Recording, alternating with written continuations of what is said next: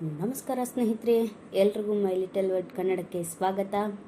ಇವತ್ತಿನ ವಿಡಿಯೋದಲ್ಲಿ ಏಕತೆ ಪ್ರತಿಮೆಯ ಬಗ್ಗೆ ನೋಡೋಣ. ಹಾಗೆ ಮರೆಯದೆ ನಮ್ಮ ಚಾನಲನ್ನು ಸಬ್ಸ್ಕ್ರೈಬ್ ಮಾಡಿ. ಬನ್ನಿ ಸ್ನೇಹಿತರೆ, ಇವತ್ತಿನ ವಿಡಿಯೋನ ಪ್ರಾರಂಭಿಸೋಣ. ಏಕತೆ ಪ್ರತಿಮೆ ಎಂಬುದು ಭಾರತದ ಸ್ವಾತಂತ್ರ್ಯ ಹೋರಾಟಗಾರ ಮತ್ತು ರಾಜಕಾರಣಿ ವಲ್ಲಭಾಯಿ ಪಟೇಲ್ ಅವರ ಪ್ರತಿಮೆಯಾಗಿದೆ. ಪ್ರಸ್ತುತ ಇದು 182 ಮೀಟರ್ನಷ್ಟು ಎತ್ತರವಿದ್ದು ವಿಶ್ವದ ಅತಿ ಎತ್ತರದ ಪ್ರತಿಮೆಯ ದಾಖಲೆಯನ್ನು ಹೊಂದಿದೆ. ಭಾರತದ ಸ್ವಾತಂತ್ರ್ಯ ಚಳುವಳಿಯಲ್ಲಿ ವಲ್ಲಭಾಯಿ ಪಟೇಲ್ ಪ್ರಮುಖ ನಾಯಕರಾಗಿದ್ದರು ಮತ್ತು ಭಾರತದ ಮೊದಲ ಉಪ ಪ್ರಧಾನಮಂತ್ರಿಯಾಗಿದ್ದರು. ಗುಜರಾತ್ನ ವಡೋದರಾ ನಗರದ 100 ಕಿಲೋಮೀಟರ್ ಆಗ್ನೇಯ ಭಾಗದಲ್ಲಿರುವ ರಾಜ್ಪೀಪ್ಲಾ ಬಳಿಯ ನರ್ಮದಾ ಅಣೆಕಟ್ಟು ಎದುರಾಗಿ ಈ ಪ್ರತಿಮೆ ಇದೆ. ಈ ಸ್ಮಾರಕ ಮತ್ತು ಅದರ ಸುತ್ತಮುತ್ತಲೂ 2 ಹೆಕ್ಟೇರ್ಗಳಿಗಿಂತ ಹೆಚ್ಚು ಪ್ರದೇಶವನ್ನು ಹೊಂದಿದೆ ಮತ್ತು 12 ಕಿಲೋಮೀಟರ್ ಕೃತಕ ಸರೋವರದ ಮೂಲಕ ಸುತ್ತುವರೆದಿದೆ. ಅಕ್ಟೋಬರ್ 2014ರಲ್ಲಿ ವಿನ್ಯಾಸ, ನಿರ್ಮಾಣ ಮತ್ತು ನಿರ್ವಹಣೆಗಾಗಿ ರೂಪಾಯಿ 29.89 ಬಿಲಿಯನ್ ಗುತ್ತಿಗೆಯನ್ನು ಪಡೆದ ಲಾರ್ಸನ್ ಮತ್ತು ಟರ್ಬೋ ಇದನ್ನು ನಿರ್ಮಿಸಿದೆ. ಈ ನಿರ್ಮಾಣವನ್ನು 2014ರ ಅಕ್ಟೋಬರ್ 31ರಂದು ಪ್ರಾರಂಭಿಸಲಾಯಿತು ಮತ್ತು 2018ರ ಅಕ್ಟೋಬರ್ ಮಧ್ಯದಲ್ಲಿ ಪೂರ್ಣಗೊಳಿಸಲಾಯಿತು. ಭಾರತದ ಶಿಲ್ಪಿ ರಾಮ್ ವಿ ಸುತಾರ್ ಅವರ ವಿನ್ಯಾಸಗೊಳಿಸಿದರು ಮತ್ತು ಭಾರತದ ಪ್ರಧಾನಮಂತ್ರಿ ನರೇಂದ್ರ ಮೋದಿ ಅವರು 31 ಅಕ್ಟೋಬರ್ 2018ರಂದು ಪಟೇಲ್ ರವರ 143ನೇ ಜನ್ಮ ವಾರ್ಷಿಕೋತ್ಸವದಂದು ಲೋಕಾರ್ಪಣೆ ಮಾಡಿದರು. ಈ ಯೋಜನೆಯನ್ನು ಮೊದಲು 2010ರ ಅಕ್ಟೋಬರ್ 7ರಂದು ಘೋಷಿಸಲಾಯಿತು. ಪ್ರತಿಮೆಯ ನಿರ್ಮಾಣಕ್ಕಾಗಿ ಗುಜರಾತ್ ಸರ್ಕಾರ ಸರ್ದಾರ್ ವಲ್ಲಭಾಯಿ ಪಟೇಲ್ ರಾಷ್ಟ್ರೀಯ ಏಕತಾ ಟ್ರಸ್ಟ್ ಅನ್ನು ಸ್ಥಾಪಿಸಿತು. ಈ ಪ್ರತಿಮೆಯ ನಿರ್ಮಾಣಕ್ಕಾಗಿ ಬೆಂಬಲ ನೀಡಲು ಏಕತಾ ಪ್ರತಿಮೆಗಾಗಿ ಚಳುವಳಿಯನ್ನು ಪ್ರಾರಂಭಿಸಿದರು. ಈ ಪ್ರತಿಮೆಗೆ ಬೇಕಾಗುವ ಕಬ್ಬಿಣವನ್ನು ಸಂಗ್ರಹಿಸುವಲ್ಲಿ ಭಾರತೀಯ ರೈತರನ್ನು ಅವರು ಕೃಷಿಗಾಗಿ ಬಳಸಲ್ಪಟ್ಟ ಉಪಕರಣಗಳನ್ನು ದಾನ ಮಾಡಲು ಕೇಳುವ ಮೂಲಕ ಸಂಗ್ರಹಕ್ಕೆ ನೆರವಾದರು. ಅಂತಿಮವಾಗಿ 5,000 ಟನ್ಗಳಷ್ಟು ಕಬ್ಬಿಣವನ್ನು ಸಂಗ್ರಹಿಸಲಾಯಿತು. ಆರಂಭದಲ್ಲಿ ಪ್ರತಿಮೆಯ ಉದ್ದೇಶವನ್ನು ಹೊಂದಿದ್ರೂ ನಂತರ ಸಂಗ್ರಹಿಸಿದ ಕಬ್ಬಿಣವನ್ನು ಯೋಜನೆಯ ಇತರ ಭಾಗಗಳಿಗೆ ಬಳಸಲಾಗುವುದು ಎಂದು ನಿರ್ಧರಿಸಲಾಯಿತು. ಏಕತಾ ಪ್ರತಿಮೆಯ ಚಳುವಳಿಯು ಸುರಾಜ್ ಮನವಿ ಪತ್ರಕ್ಕೆ ಅಂದಾಜು 2 ಕೋಟಿ ಜನರು ಸಹಿ ಹಾಕಿತು. ಭಾರತದಾದ್ಯಂತ ಹಲವಾರು ಸ್ಥಳಗಳಲ್ಲಿ 15 ಡಿಸೆಂಬರ್ 2013ರಂದು ರನ್ ಫಾರ್ ಯೂನಿಟಿ ಮ್ಯಾರಥಾನ್ ನಡೆಸಲಾಯಿತು. ಇದನ್ನು ನರ್ಮದಾ ಅಣೆಕಟ್ಟಿನ ಎದುರಾಗಿ 3.2 ಕಿಲೋಮೀಟರ್ ಸಾಧುಬೇಟ್ ಎಂಬ ದ್ವೀಪದಲ್ಲಿ ಕಟ್ಟಲಾಗಿದೆ. ಆ ಕಟ್ಟಡದ ಒಟ್ಟು ಎತ್ತರವು ಅದರ ಮೂಲದಿಂದ 240 ಮೀಟರ್, ಅಡಿಪಾಯಕ್ಕಾಗಿ 58 ಮೀಟರ್ ಮತ್ತು ಪ್ರತಿಮೆ 182 ಮೀಟರ್ ನಷ್ಟಿದೆ. ಇದನ್ನು ಸ್ಟೀಲ್ ಫ್ರೇಮಿಂಗ್, ಬಲವರ್ಧಿತ ಸಿಮೆಂಟ್, ಕಾಂಕ್ರೀಟ್ ಮತ್ತು ಕಂಚಿನ ಹೊದಿಕೆಯೊಂದಿಗೆ ನಿರ್ಮಿಸಲಾಗಿದೆ. ಪ್ರತಿಮೆಯ ನಿರ್ಮಾಣ 75,000 ಘನ ಮೀಟರ್, ಕಾಂಕ್ರೀಟ್ 5,700 ಟನ್, ಉಕ್ಕಿನ ರಚನೆ 18,500 ಟನ್ನುಗಳು, ಬಲವರ್ಧಿತ ಸ್ಟೀಲ್ ಸರಳುಗಳು ಮತ್ತು 22,500 ಟನ್ಗಳಷ್ಟು ಕಂಚಿನ ಹಾಳೆಗಳು ಇತ್ಯಾದಿ. ಭಾರತ ಸರ್ಕಾರದ ಹೆಚ್ಚಿನ ಧನ ಸಂಗ್ರಹದಿಂದ ಸಾರ್ವಜನಿಕ ಖಾಸಗಿ ಸಹಭಾಗಿತ್ವ ಮಾದರಿಯಿಂದಾಗಿ ಈ ಪ್ರತಿಮೆಯನ್ನು ನಿರ್ಮಿಸಲಾಗಿದೆ. 2012ರಿಂದ 2016ರವರೆಗೂ ಬಜೆಟ್ನಲ್ಲಿ ಈ ಯೋಜನೆಗೆ $3 ಬಿಲಿಯನ್ ಭಾರತ ಸರ್ಕಾರವು ಮಂಜೂರಾತಿ ನೀಡಿತ್ತು.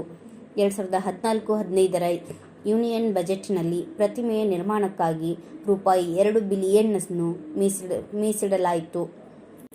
ಟರ್ನರ್ ಕನ್ಸ್ಟ್ರಕ್ಷನ್, ಮೈಕಲ್ ಗ್ರೇವ್ಸ್ ಮತ್ತು ಅಸೋಸಿಯೇಟ್ಸ್ ಮತ್ತು ಮೈನಾರ್ಡ್ ಗ್ರೂಪ್ ಒಳಗೊಂಡ ಒಂದು ಒಕ್ಕೂಟವು ಈ ಯೋಜನೆಯ ಮೇಲ್ವಿಚಾರಣೆಯನ್ನು ನೋಡುತ್ತಿತ್ತು. ಇದು ಪೂರ್ಣಗೊಳ್ಳಲು 56 ತಿಂಗಳುಗಳು ತೆಗೆದುಕೊಂಡಿತು. ಯೋಜನೆಗಾಗಿ 15 ತಿಂಗಳುಗಳು, ನಿರ್ಮಾಣಕ್ಕೆ 84 ತಿಂಗಳುಗಳು ಮತ್ತು ಒಕ್ಕೂಟವು ಹಸ್ತಾಂತರಿಸಲು 2 ತಿಂಗಳುಗಳು. ಯೋಜನೆಯ ಒಟ್ಟು ವೆಚ್ಚವು ರೂಪಾಯಿ 20.63 ಬಿಲಿಯನ್ ಎಂದು ಸರ್ಕಾರದಿಂದ ಅಂದಾಜಿಸಲಾಗಿದೆ.